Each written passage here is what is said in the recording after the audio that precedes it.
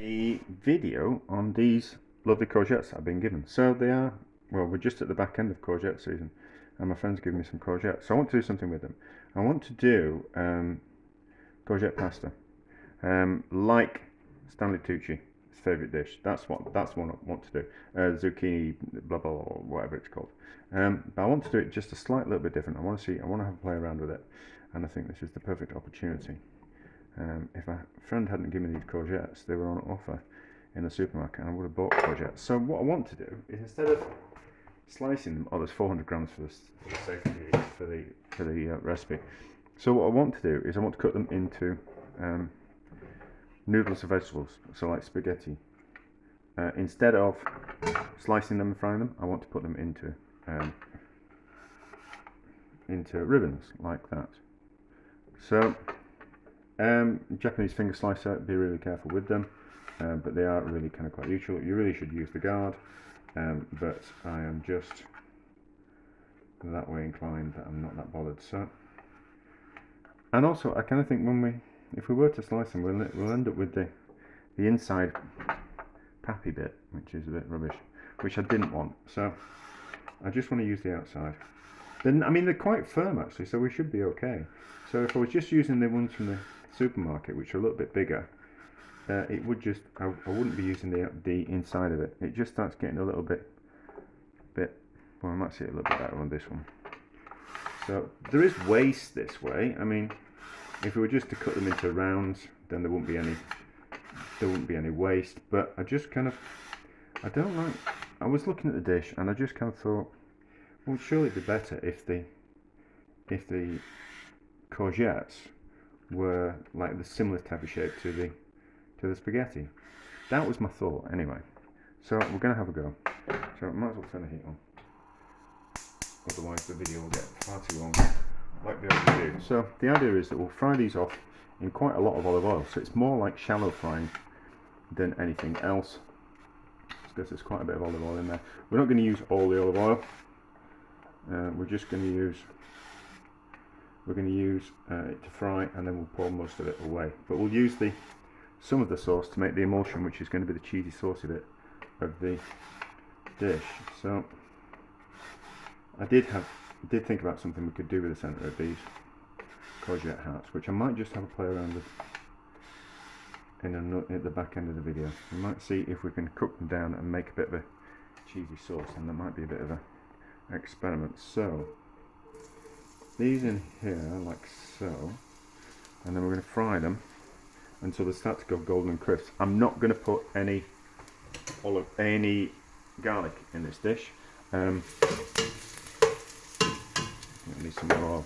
I'm not going to put any garlic in. It's 9:30 at night, and if I eat garlic at this time of night, it's going to affect my sleep. So, well, even more so than eating at 9:30 at night. But I've just got in from swimming, so my body should quickly digest everything. So they're going to fry until golden and crisp, well, crisp-ish. We'll keep an eye on them. Just keep moving them around, and I think that will help with when you cook courgettes, like I have been doing in a similar dish. They tend to go a little bit soft, but I think if we're frying them, we'll lose some moisture and they'll just be a little bit firmer. So we've lost that, but not to worry. Now, the cheese I'm going to do for the dish, I was thinking about this while I was swimming. And the purists are always kind of like, you have to use Pecco, Romano, or another Grata cheese. Is it a Grata? Or you have to use Parmigiano Reggiano. You kind of have to use those. But I've done a Spanish version of like pasta alla Griglia with Manchego cheese, and it really works. So for this dish, we could use some Manchego, or because they're not that dissimilar. My cheesemonger will probably have a bit of a go at me for saying something like that. Or I've got some Comté. So both those cheeses would be suitable for doing this dish, but I'm just going to use the cheap Italian hard cheese from the supermarket. I'm going to keep an eye on that to stop it from burning. So we'll be back when that's browned. Right, that's just about it. Let's turn off the gas. Ooh, close. And then drain off most of that oil into something that's not going to burn. It's got a lovely green colour as that oil. That's interesting. Yeah, let's get it all out.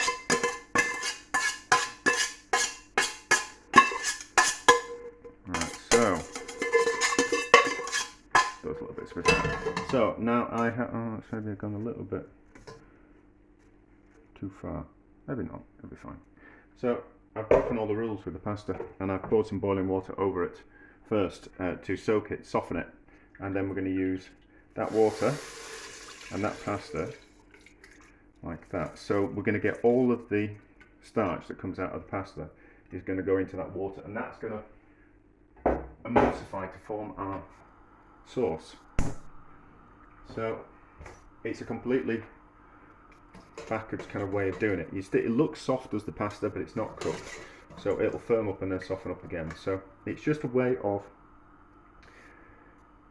the pasta water is the starch in the pasta water is what you kind of are forming the sauce from. So it's an emulsion of the sauce, the oil. Oh, we need to put some of that oil in, don't we? So it's an emulsion of the sauce, of the pasta water, the oil, and the cheese that we put in is what forms the cheese sauce to go with this dish. And the same with. So look at that colour. That's a cracking colour, isn't it? So let's put that amount in. So it's the mixture of those seeds, which is kind of a, if you think of it like in essence, that's exactly what a cheese sauce is. So a cheese sauce is a liquid, normally milk, and then it's a flour as a thickening agent, which is the starch from the pasta, and then the fat in a cheese sauce is you'll normally make it with some butter or some lard or some dripping or some oil, and then you put the cheese in. So it's the same things to make the cheese sauce. It's just kind of making it in a slightly different way, but all the elements are there. So this will take about 6 minutes to cook. So you don't need to hear me rattling on for 6 minutes. So we'll cook this for about 6 minutes or 5 minutes. We'll see how it gets al dente. The idea is that we want it to the liquid to have been absorbed by the pasta and evaporated off by the time the pasta's cooked. So it's a bit of a timing type of thing, but it's a bit like making a risotto. So you keep stirring it around, the starch comes out with the pasta and combines with the liquid and the oil to form the sauce by emulsifying it, because it's kind of boiling kind of quite rapidly. But we keep moving it around, so it's a little bit like a risotto, and a completely cheats way of doing it. Now, it won't. Pasta normally you cook it in a lot of water, and why you cook it in a lot of water is because if you cook in a small amount of water, the starch starts to bubble and boil over. Whereas if you cook pasta in a lot of water, that doesn't happen. Eventually, it happens over time as the starch water, as the pasta water gets more saturated with starch. It will. My nose is itching a bit from it. So I keep moving the cloth up to my face. So as you can see, the bubbles are kind of forming there. As there's more water, as there's less water, that won't form into bubbles because there's oil in there. Oil or fat stops bubbles from forming. So there's the old saying about pouring oil on to calm rough seas, which is actually a true thing. I'm sure it was the British. Mindless facts. So the British Navy found out that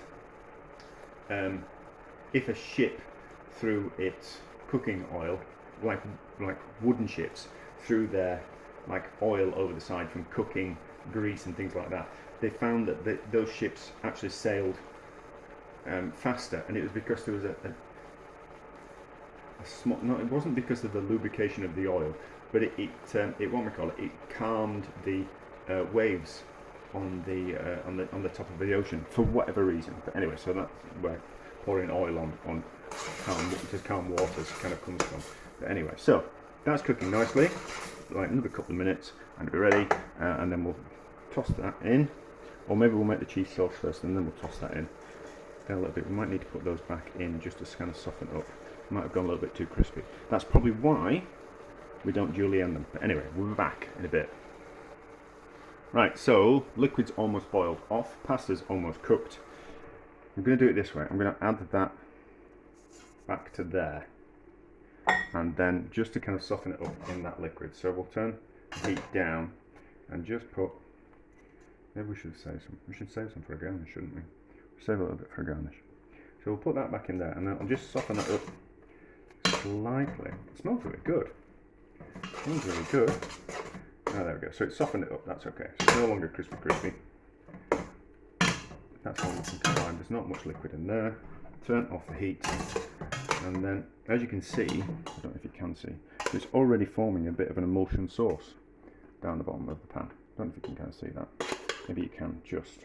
So it's already starting to form a sauce in there. I've seasoned it with salt and pepper. So 80 grams worth of cheese. Maybe we don't need all that, but we'll see. So that's about 50 grams, isn't it? About 50 grams. And just move it around. That's forming the sauce. Ooh, that's right. That smells delicious as well. Yeah, it's going to take all that cheese. Now we can always add a little bit more water.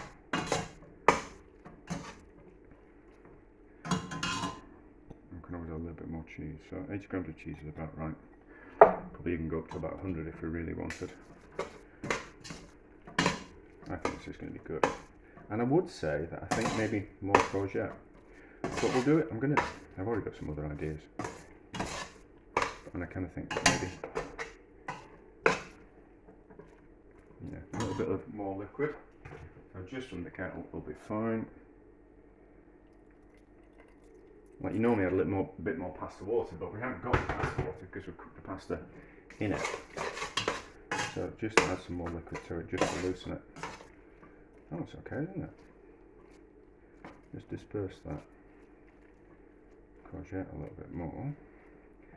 I would have said double the amount of courgette actually. So I'll get my tongue out of the way.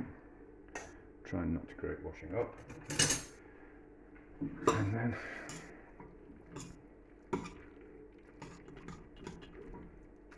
yeah, I would have said more courgette. More courgette. A lot more courgette. So maybe double the amount of courgette than I cooked. But we live and learn, don't we?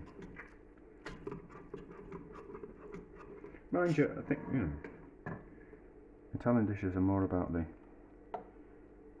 pasta with a little bit of sauce anyway, so we'll just do that tiny amount. And we'll take a picture, I think, with the, what we call it on top. And have we got some sauce down the bottom of the pan? And then we'll take a picture. It almost looks like it's in a restaurant. We just need to loosen a little bit of this sauce with a little bit more water. Hope I'm recording. Yeah, I'm recording. Just loosen that up. I'll almost get a bit of sauce just to kind of put on it. Maybe.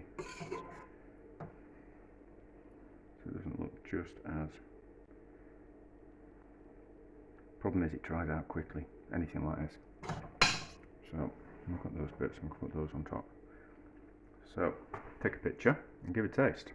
So I've been faffing taking pictures, so that's dried out a little bit. But we can have a look at this one, and we can see in the bottom of the pan there, that's still lovely and juicy pasta. So let's give that a try. I think it's going to be really good at this. I think this is a better way than I did before when I just cooked the courgettes in with the pasta. I think this is going to be a much better way.